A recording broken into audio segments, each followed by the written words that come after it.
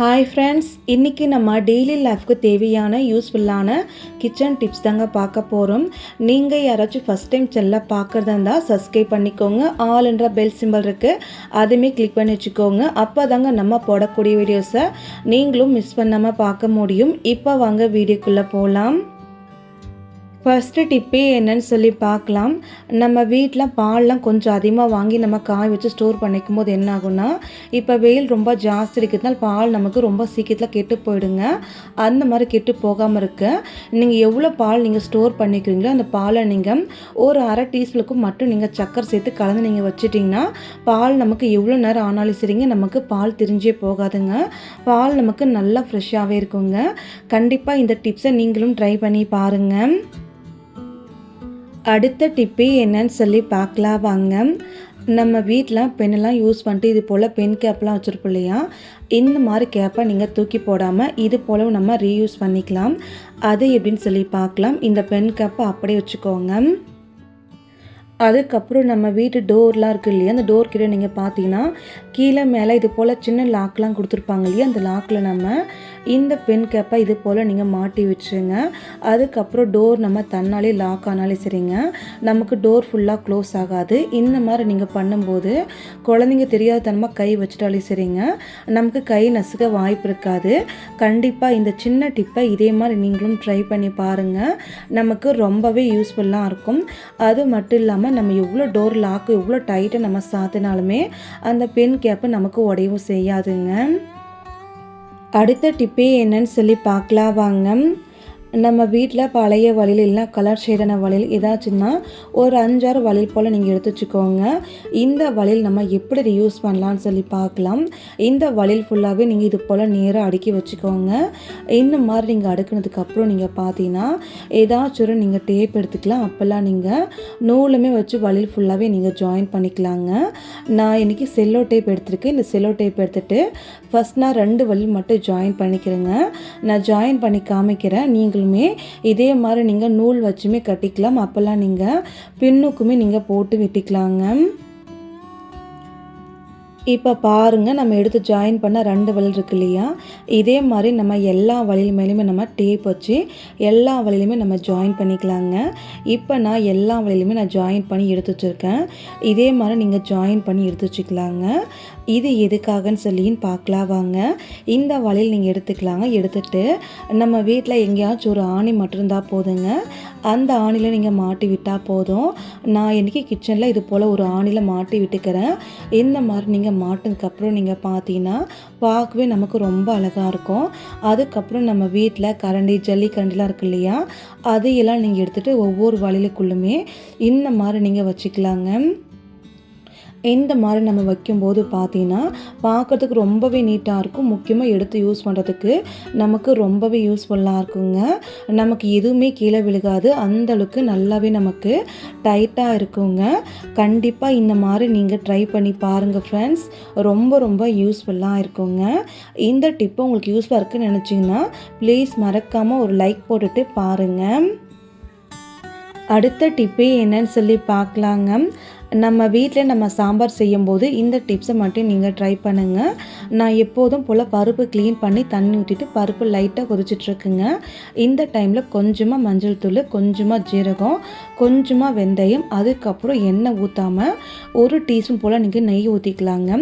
இந்த மாதிரி நீங்கள் நெய்யை நீங்கள் செய்ததுக்கப்புறம் ஸ்பூன் வச்சு ஒரு டைம் நல்லா அழைச்சிட்டு ஒரு டைம் நல்லா நீங்கள் கலக்கிட்டு அதுக்கப்புறம் நீங்கள் எப்போதும் போல் மூடி போட்டு க்ளோஸ் பண்ணிவிட்டு 2 விசில் மட்டும் வச்சா போதுங்க, நமக்கு பருப்பு ரொம்ப சூப்பராக வெந்து வந்துடுங்க. இப்போ பாருங்கள், நம்ம விசில் போட்டாச்சுங்க. அதுக்கப்புறம் 2 விசில் வந்ததுக்கப்புறம் இப்போ நம்ம ஓப்பன் பண்ணி வச்சுக்கலாங்க. இந்த மாதிரி நீங்கள் பருப்பு வேகிக்கும் போது பருப்பு குழம்பு ரொம்ப டேஸ்ட்டாக இருக்கும், ரொம்ப வாசனையாக இருக்கும், நல்லா ஜீரணமாகும், கெட்டுமே நமக்கு போகாதுங்க. மற்ற கோல் வச்சு நம்ம கடைய வேண்டிய அவசியமும் இருக்காதுங்க. கண்டிப்பாக இந்த டிப்பை இதே மாதிரி நீங்கள் செஞ்சு பாருங்கள். சாம்பார் நமக்கு ரொம்பவே டேஸ்ட்டாக இருக்குங்க. அடுத்த டிப்பு என்னன்னு சொல்லி பார்க்கலாம் வாங்க. நான் இன்றைக்கி பார்த்தீங்கன்னா 2 பாக்ஸ் எடுத்துருக்குங்க. ஒரு பாக்ஸுக்கு மூடி இல்லை, இன்னொரு பாக்ஸுக்கு மூடி இருக்குங்க. இந்த 2 பாக்ஸை நம்ம எப்படி யூஸ் பண்ணலான்னு சொல்லி பார்க்கலாம். இந்த பாக்ஸ் அப்படி இருக்கட்டும். ஒரு பாக்ஸில் மூடி இருக்கு இல்லையா, அந்த மூடியை கழட்டி நீங்கள் ஒரு ஓரம் வச்சுக்கோங்க. அதுக்கப்புறம் நீங்கள் 2 பாக்ஸுமே நீங்கள் தலை திருப்பி வச்சுக்கலாங்க. 2 பாக்ஸு நம்ம தலை திருப்பி வச்சதுக்கப்புறம் நீங்கள் பார்த்தீங்கன்னா ஒரு கத்தி இல்லைனா கம்பி லைட்டாக கேஸ் அடுப்பில் ஹீட் பண்ணிக்கோங்க. அதுக்கப்புறம் இந்த பாக்ஸ் மேலே பாருங்கள், இந்த ரவுண்ட் ஷேப்பில் இருக்கு இல்லையா, அந்த ரவுண்ட் ஷேப்பை மட்டும் வச்சு நம்ம இந்த மாதிரி கம்பி ஹீட் பண்ணிட்டு நான் கட் பண்ணிக்கிறேன். நான் லைட்டாக கம்பி வச்சு ஹீட் பண்ணிட்டு கட் பண்ணிவிட்டு அதுக்கப்புறம் நான் கத்திரிக்கோலை வச்சு ஃபுல்லாகவே நான் கட் பண்ணிக்கிட்டேங்க. நீங்களும் இதே மாதிரி கட் பண்ணி எடுத்துக்கோங்க.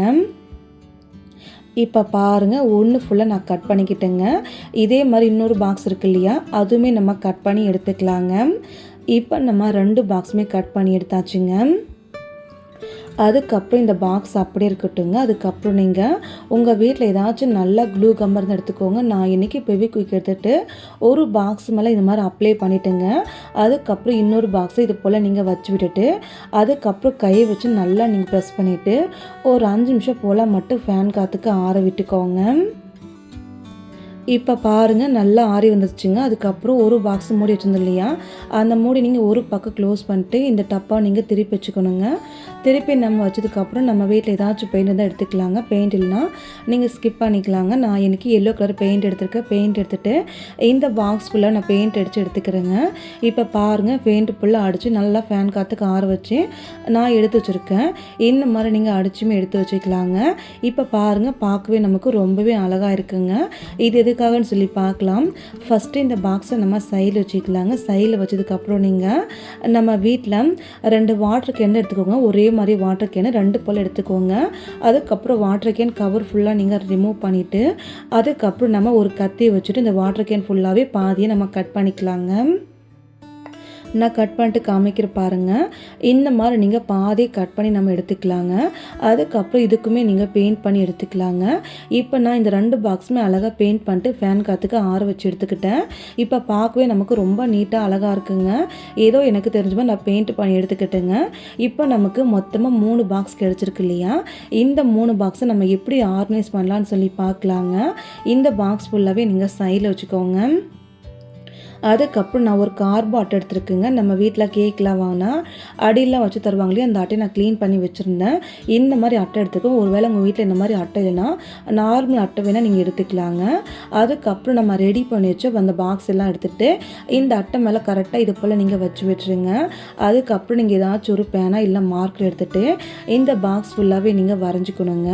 நான் வீட்டில் காமிக்கிற பாருங்கள், இது போல் நீங்கள் மார்க் பண்ணிக்கலாங்க. இந்த மாதிரி நம்ம மார்க் பண்ணதுக்கப்புறம் கத்திரிக்கோல் வச்சு நம்ம கட் பண்ணி எடுத்துடலாங்க.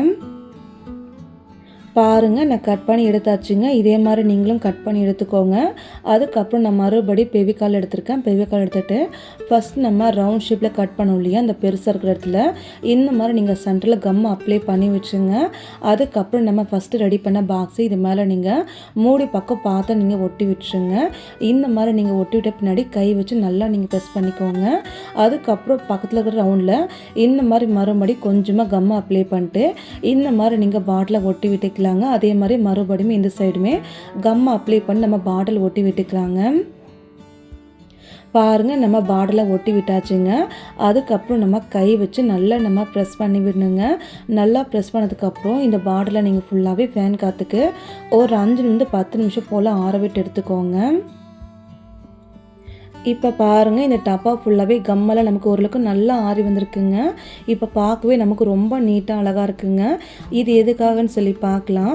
நம்ம வீட்டு கிச்சனில் கொண்டு போய் இதை நம்ம வச்சுக்கலாங்க. வச்சுட்டு நீங்கள் பார்த்தீங்கன்னா இந்த பெரிய டப்பாக்குள்ளே நீங்கள் பெரிய பெரிய கரண்டி எல்லாமே கிட்டத்தட்ட ஒரு 10லேருந்து ஒரு 15 கிட்ட நீங்கள் வச்சுக்கலாங்க. இந்த மாதிரி நீங்கள் கரண்டி ஃபுல்லாகவே நீங்கள் ஆர்கனைஸ் பண்ணிக்கலாங்க. அதுக்கப்புறம் சின்ன கப்பு நோண்டு இருக்கு இல்லையா, அதில் நீங்கள் ஒன்றுத்தில் நீங்கள் கத்தி போட்டு வச்சுக்கலாம், அப்போல்லாம் நீங்கள் ஸ்பூன் போட்டு வச்சுக்கலாம், அப்போல்லாம் நீங்கள் லைட்டர் போட்டு வச்சுக்கலாங்க. நான் இன்றைக்கி ஸ்பூன்ஸு லைட்டர்லாம் போட்டு வச்சுக்கிறேங்க. இந்த மாதிரி நீங்கள் போட்டு வச்சுட்டு ஏதாவது இடத்துல கொண்டு போய் நீங்கள் வச்சிங்கன்னா நமக்கு பார்க்குறதுக்கு ரொம்ப நீட்டாக இருக்குங்க. நம்ம கிச்சனே பார்க்குறதுக்கு அவ்வளோ அழகாக இருக்குங்க. கண்டிப்பாக இந்த மாதிரி நீங்கள் செஞ்சு பாருங்கள். செலவே இல்லாமல் நம்ம வீட்டில் ஆர்கனைஸ் நம்மளே ரெடி பண்ணிக்கலாங்க. கண்டிப்பாக ட்ரை பண்ணி பாருங்கள் ஃப்ரெண்ட்ஸ், உங்களுக்கு ரொம்பவே யூஸ்ஃபுல்லாக இருக்குங்க. ஓகேங்க, இந்த வீடியோ உங்களுக்கு ஏதாச்சும் ஒன்று யூஸ்ஃபுல்லாக இருக்குன்னு நினச்சிங்கன்னா மறக்காமல் ஒரு லைக் பண்ணுங்கள், சப்ஸ்கிரைப் பண்ணுங்கள், ஷேர் பண்ணுங்கள், ட்ரை பண்ணுங்கள். Thank you friends.